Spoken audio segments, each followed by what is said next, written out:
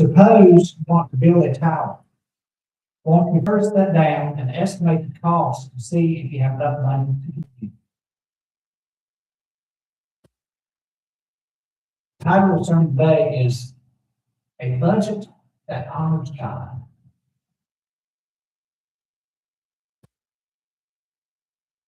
Because we have to budget our time, our money, and our efforts in all different ways. We need to make sure that we honor God with what we're planning to do. Today, I want to talk about something that may not sound spiritual at first. In fact, some of you may have heard the title today of today's message and think, Pastor, you ever going to preach about a budget? How many people thought of that? You going to preach about a budget? Yes, I am. Because the Bible has quite a bit to say about money, possessions, planning, stewardship, contentment, giving, saving, and how we handle what God places in our hands. And here's the thing. A budget really isn't about money. A budget is about priorities. It's telling us where our money is going.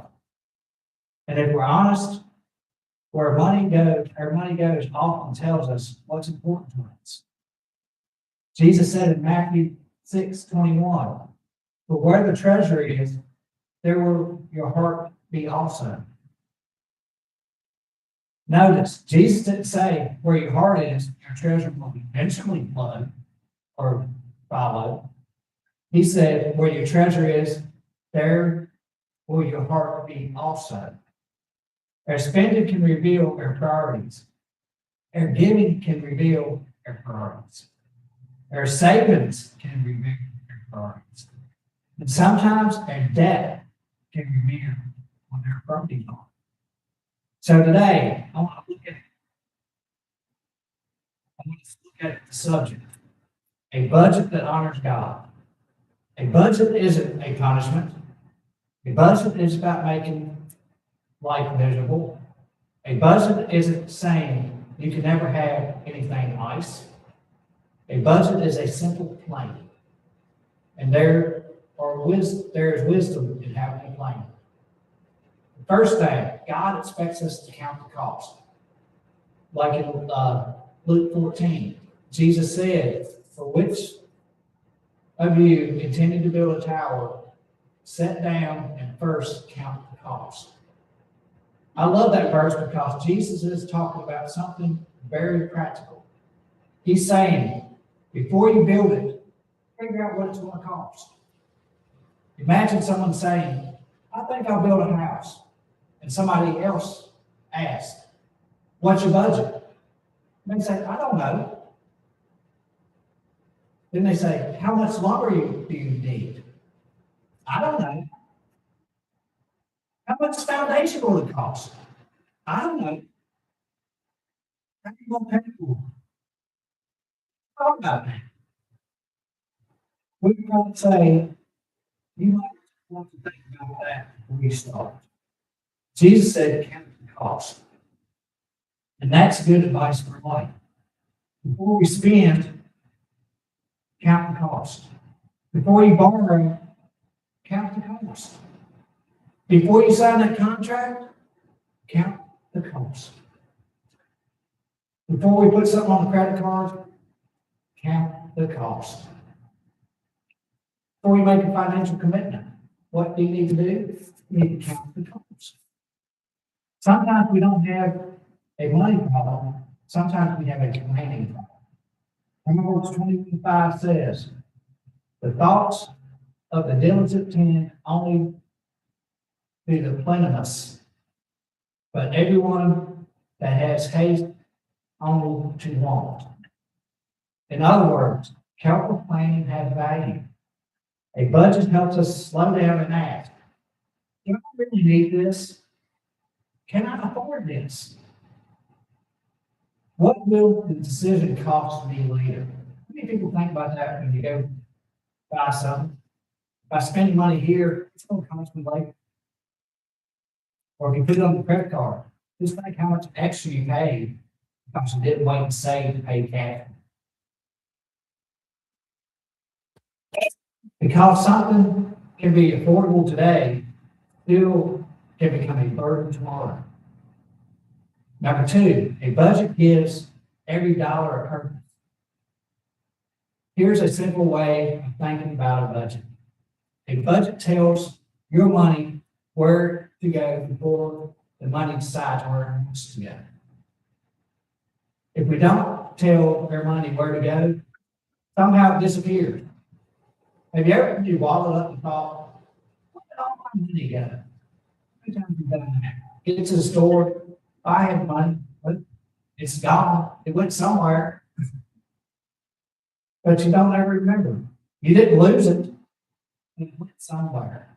The problem is, you may not remember where, then a budget helps us become intentional. Have a budget, like before you go to the store, I need to put this aside for my meals. I need to put this aside for gas. Then that money that's left over, the budget is spent. Instead of saying, I hope I have enough, we begin saying, here's what I have. Here's how I'm going to use it. There's a difference between intentional and being impulsive. And why do you think they love it when you take a little kid's store, they get all that candy at the front of the store? Because that's an impulse. That's not the budget. How many times have you heard a parent say, we can't afford to buy that today because they're on the budget? An impulse is saying, I want it, so I'll buy it. Intentional is saying, I want it, but I'm going to think about it. Impulse says, it's on sale. Intentional says, it is something I actually need. Impulse says, I can put it on the card. Intentional says, can I pay for it without creating another burden? Just think about that. Can I, even if you got the credit card, you got that high limit, is it going to create me a burden later on by buying on that credit card? Church, sometimes most spiritual things we can say is no. No is something we do not need. No is something we can't afford. No is something that we can put our family under this pressure. It's to say no with an impulse. No is something that would keep us from meeting our responsibility. How many times have you been in situations where if you bought this, you can't buy the gas to go to work, or you can't pay bills all the way? That's when we need to say no to an impulse buy. And here's the big thing. God owns it all.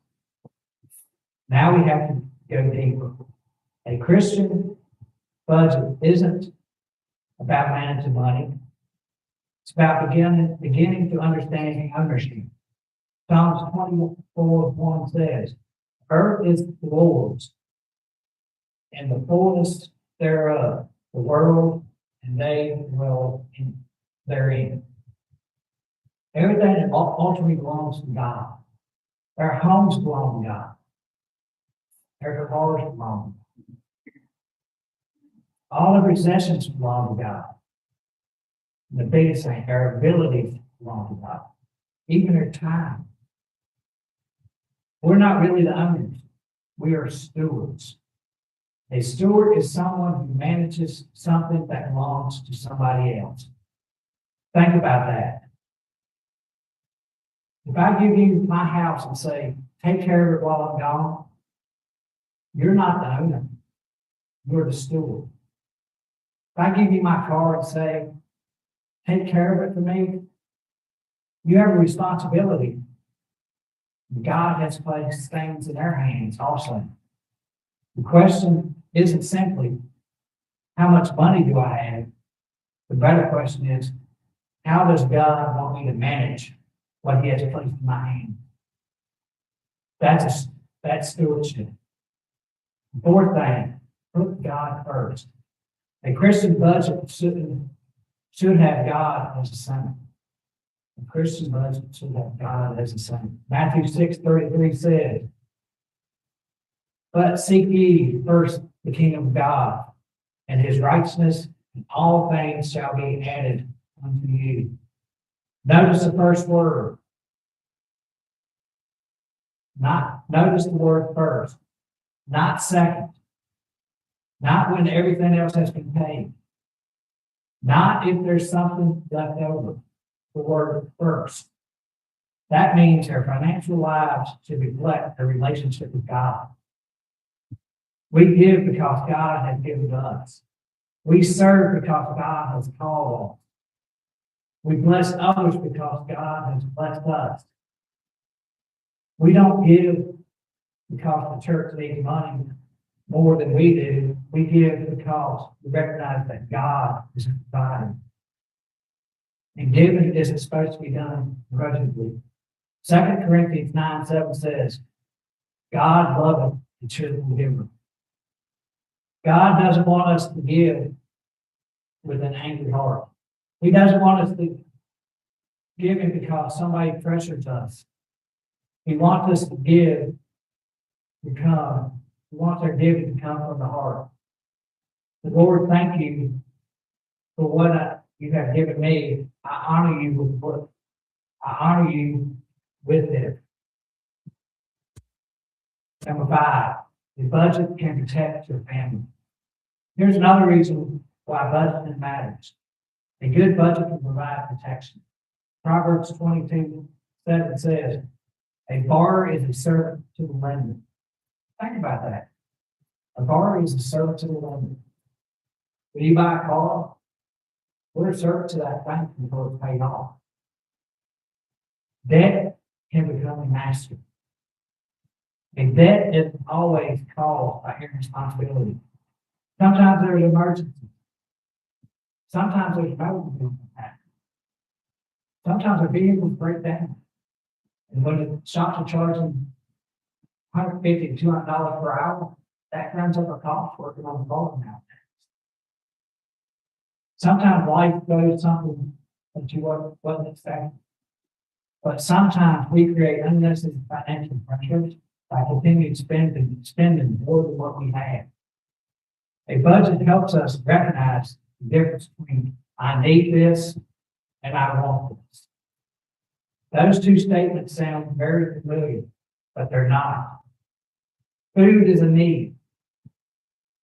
The newest restaurant every Friday night may be a want. A dependable vehicle is a need. The most expensive vehicle on the lot may be a want. A place to live is a need. A bigger house simply because we want more space may be a want. There's nothing wrong with enjoying life. There's nothing wrong with finding something nice. There's nothing wrong with having fun. But we have to remember, just because we can buy it doesn't mean that we should buy it. Number 6, save something for tomorrow. Proverbs teaches us very important importance of preparation. Proverbs 6 points us towards an example of an ant, which prepares during the proper season. There is a wisdom in preparing for tomorrow. Saving isn't lack of faith. Some people say, I'm trusting God, and that's wonderful. But trusting God doesn't mean you're using wisdom. If you know that the car will eventually need tires, prepare for that. Preparing for that isn't the lack of faith. If you know Christmas is coming every year, planning for that isn't the lack of faith. If you know that the electric bill comes every month, prepare for that isn't the lack of faith. Faith and wisdom belong together. We can pray, Lord, provide. And then we can also say, Lord, help me manage wisely with what you have provided. That's stewardship. Then number 7, don't let your money become your master. Here's where the budget becomes spiritual. Money is a wonderful servant, but money can be a terrible master. Jesus says in Matthew 6:24, you cannot serve God and mammon. Money isn't evil. The Bible doesn't say that money is evil. The problem is when money becomes our master, when money determines our happiness, when money determines our identity, when money determines our worth. Here's a big one in a lot of families. Money becomes more important than our marriages, more important than our children, and then it becomes more important than our church, or more important than their relationship with God. That's when money has moved from being a tool to being an idol. Some people have money but no peace. Some people have beautiful houses but broken homes. Some people have full bank accounts, empty hearts. Some people have everything money can buy and still aren't satisfied. But there's something that money can't purchase. Money can buy a bed, but it can't buy you sleep. Money can buy you a house, but it can't buy you a home. Money can buy you medicine, but it can't guarantee you health. Money can buy you entertainment, but it can't buy you joy. Money can buy all things, but it cannot buy you salvation. Only Jesus can save us. Only Jesus can give us peace. Only Jesus can fill the emptiness in our hearts. Number 8, be content with what God has given you. Paul says in Philippians 4:11, for I have learned that whatsoever state I'm in, therewith be content. That is powerful. Paul said he has learned contentment. Contentment doesn't always come naturally. Eric Fulcher's constantly saying, you need more. You need money. You need more, bigger house, better gadgets, more stuff, more. But Jesus said, learn to be content. Contentment doesn't mean we never improve our circumstances. It means our happiness isn't dependent upon having more. You can be thankful for what you have and still work towards something better. You can have goals without becoming greedy. You can dream without becoming dissatisfied. You can enjoy blessings without worshiping the blessings that you receive. Because the greatest blessing isn't what God puts in your hands. The greatest blessing is knowing the God who put it there. Number 9, budget for generosity. Here's something I want to challenge us with. Don't budget for the bills. Budget for blessings. Make room in your life to help somebody. Maybe somebody needs groceries. Maybe a family's struggling. Maybe someone needs gas and they need to work. Maybe a child needs school supplies. This time of year, a lot of kids are needing school supplies and costs. The families are struggling. It's taken from their regular budget to buy those school supplies. And see my granddaughter's school supply list this year, obviously I think we can afford to buy them. Who needs 20 blue pens? Maybe somebody just needs a meal. Maybe someone simply needs somebody to say, I am going to help you through this. If everything we make is already committed to ourselves, we don't have much room to bless anyone else. But when we plan wisely, we create room for generosity. And generosity changes us. When we give, we're reminded that money doesn't own us. When our own choices And ultimately, everything, when we own our choices, ultimately, everything belongs to God. Number 10, best budget starts with the heart. We can have a perfect budget, still have the wrong heart. We can have every dollar accounted for, and still be greedy. We can have save money and still be selfish. We can give money and still have a bad. So the most important part of the budget isn't numbers, it's the heart behind the numbers. Ask yourself, am I thankful? Am I content? Am I generous? Am I responsible? Am I put God first? Am I providing life people I can? Am I making choices today that help them tomorrow? And perhaps most important, does the way I handle my money show I trust God? Let me give you 4 simple statements to remember. Plan what you have. Don't be afraid of a budget. A budget is a simple thing. Number 2, put God first. Everything we have often comes from Him. So put Him first. Live within your means. Don't let possessions become master.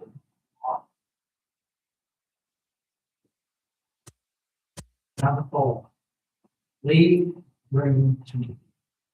God blessed us so that we become a blessing to others. Your budget is more than numbers on a piece of paper. It represents your decisions. It represents your priorities. It represents stewardship. And it becomes an act of worship. Every time you pay your bill responsibly, you can thank God. Every time you save for the future, every time you resist unnecessary purchase, you can thank God and listen. Every time you give to God, work or ministries throughout the church, throughout the community, you can thank God for providing. Every time you help somebody in need, you can thank God for giving you something to share. And when the month gets difficult, the numbers don't seem to work, remember this. Your paycheck is not your provider. Your bank account is not your provider. Your job is not your provider. God is your provider. Philippians 4:19 says, but my God shall supply all your needs according to His riches in the glory by Jesus Christ. But that doesn't mean God promises to give everything you want. But He promises to be faithful. So let's not live our lives chasing money. Let's use money as a tool. Let us manage what God has placed in our hands. Let's be responsible. Let's be generous. Let us be content. And let us put God first. Because one day, when this life is over, nobody's going to stand before God and say, Lord, I wish I had thought more things. We won't be worried about the size of our homes. We won't be worried about the car that we drove. We won't be worried about the balance in the checking account.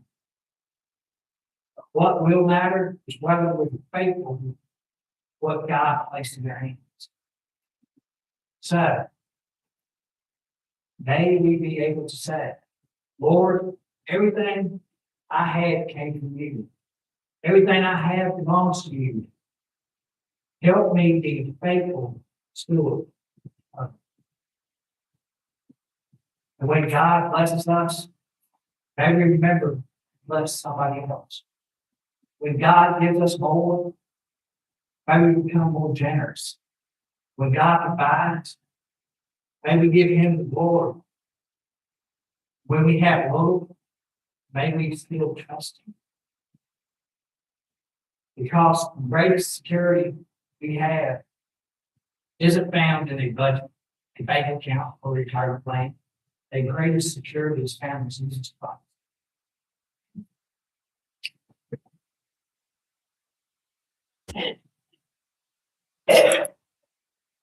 Please stand for that.